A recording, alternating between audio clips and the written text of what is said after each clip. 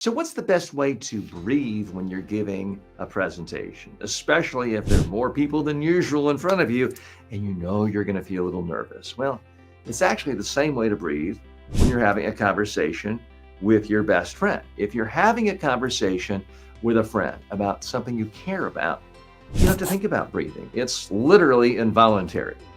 You breathe naturally during pauses in the conversation, pauses in your sentences. You say a thought, you breathe.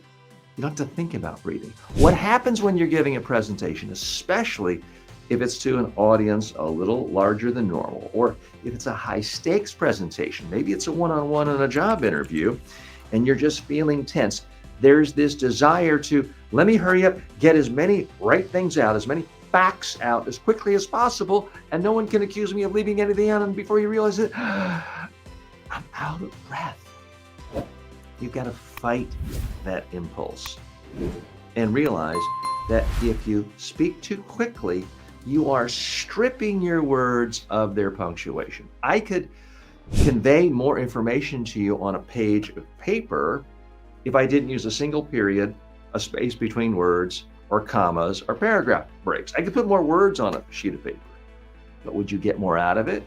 Would I communicate more? No, it would just be this mass jumble of words. It would be too hard to process, even though the person receiving it reads English. If there's no punctuation, it's too hard to deal with. That's the problem with speaking quickly and not breathing at the right time. The words come out faster and faster and faster and faster, and the person listening can't process it.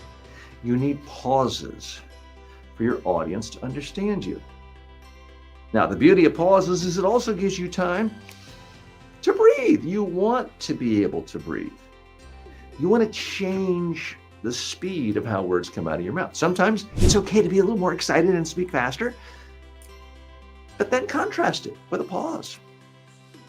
Contrast it by then speaking a little slower about a subject matter.